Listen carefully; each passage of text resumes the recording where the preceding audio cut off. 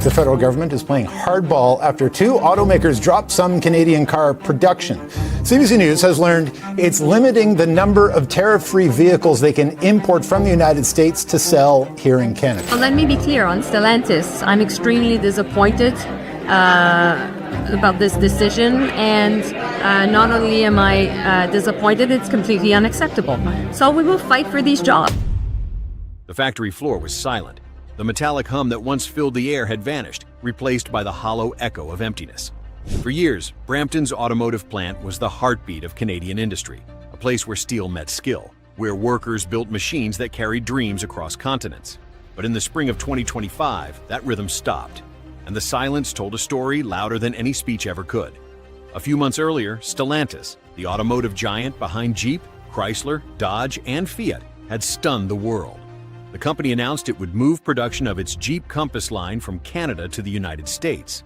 The reason was simple: to avoid the 25% tariff reimposed by the Trump administration. In Washington, the decision was hailed as a political triumph. Trump celebrated it as proof that America First was working. The Commerce Secretary declared victory for American workers, and conservative media headlines glowed with pride. America had won, again. But north of the border, there were no celebrations. Just quiet disbelief. In Ottawa, Prime Minister Mark Carney and Ontario Premier Doug Ford exchanged glances that said everything. This wasn't just a business decision, it was a test, and they would not fail it. Back in February 2025, Stellantis had halted operations at its Brampton plant for what it called routine upgrades. Workers believed it was temporary maintenance, but by March, the truth had leaked. It wasn't an upgrade, it was an escape plan. When Trump announced his sweeping 25% tariff on vehicles built outside U.S. soil, Stellantis panicked. Executives scrambled to protect profits, and moving the Jeep Compass assembly line to Belvidere, Illinois seemed like the perfect fix. On paper, it saved billions in tariffs. It pleased Washington. It promised thousands of new American jobs. The press called it a masterstroke. But behind the glossy headlines, 3,000 Canadian workers received notices that their temporary layoffs were now permanent. The Brampton plant, that once symbolized stability, had become a ghost town. Families who had spent decades building Canada's automotive pride watched their future collapse overnight. While America cheered, Ottawa went quiet. Foreign Affairs Minister Melanie Joly summoned Stellantis executives to a tense meeting.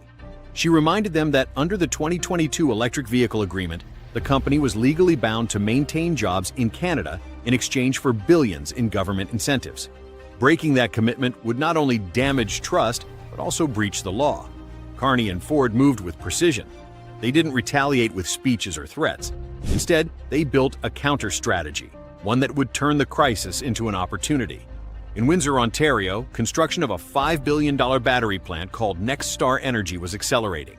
It would employ 2,500 people and cement Ontario's position as a leader in electric vehicle manufacturing. Many of Brampton's laid-off workers were transferred there, retrained and reemployed. The shift wasn't just about saving jobs, it was about redefining Canada's industrial future. By early summer, Windsor was buzzing. The Next Star plant came online, its assembly lines shining with the glow of innovation. Canada's unemployment rate held steady at 5.6%, and exports of auto parts to Europe climbed by 18%. International investors began whispering about a new reality. While America fought trade wars, Canada was quietly becoming a global haven. South of the border, things weren't going as planned. Stellantis quickly realized that producing in the United States was far more expensive than expected. Illinois wages were nearly 30% higher than Ontario's. Energy costs had surged 40%, and the Buy American rules forced the company to rebuild its supply chain almost entirely from scratch. Components that once came effortlessly from Canada, Mexico, and Europe now had to be sourced domestically. Slower, costlier, and far less efficient. Shipments stalled, parts ran short, and productivity plummeted. By June, Stellantis' financial picture was bleak. Additional costs had soared by $300 million in just one quarter. The company posted a staggering $2.3 billion loss for the first half of 2025, and analysts warned that total losses could exceed $7 billion before year's end. Plants in Michigan and Indiana were forced to pause operations. 2 Jeep models were discontinued. 900 American workers lost their jobs. Still, the White House insisted that America was winning. But inside Stellantis headquarters, executives knew they were drowning. While Washington spun a victory story, Canada quietly advanced. Ottawa reinforced its investment protections, ensuring foreign companies couldn't abandon projects overnight. Over $1.2 billion in new domestic investment poured into Ontario's manufacturing corridor. Windsor's skyline shimmered with cranes, not because of slogans, but because of strategy. Then came October 2025, the month the storm broke. On October 14th, Stellantis made another bold announcement, a $13 billion expansion in the United States. But buried beneath the headlines was a single devastating line.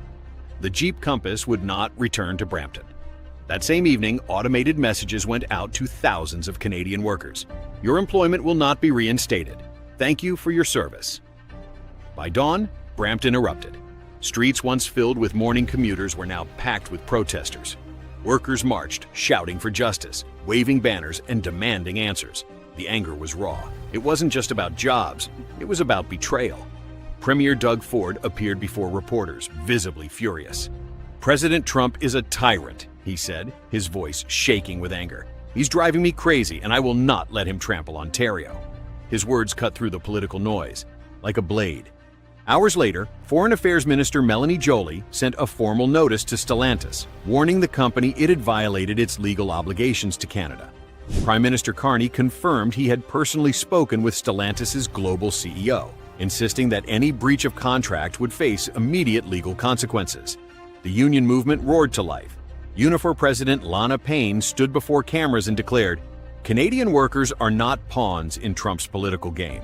Stellantis cannot betray the people who built its success." The statement went viral, igniting outrage nationwide. Stellantis scrambled to contain the fallout. A spokesperson released a carefully worded statement saying, "Canada remains integral to our future." But few believed it. Union leaders revealed they were notified of the closure only minutes before the public announcement, a move they called disrespectful and deceitful. Across Ontario, crowds gathered outside Stellantis offices and government buildings, chanting, "Bring Jeep home." Inside corporate boardrooms, panic turned into paralysis. His voice became the sound of a nation rediscovering its spine. Oh, for the first time in years, Ottawa stood tall, not through confrontation but through calculation. By December, Windsor's new battery plant was fully operational. Electric vehicles rolled off assembly lines with quiet confidence, powered by Canadian labor and innovation. Stellantis' once proud U.S. expansion, meanwhile, had become a financial sinkhole. The lesson was clear. In the modern world, moving a factory is no longer a victory. It's a gamble. And this time, Stellantis had lost. So now the question turns to you.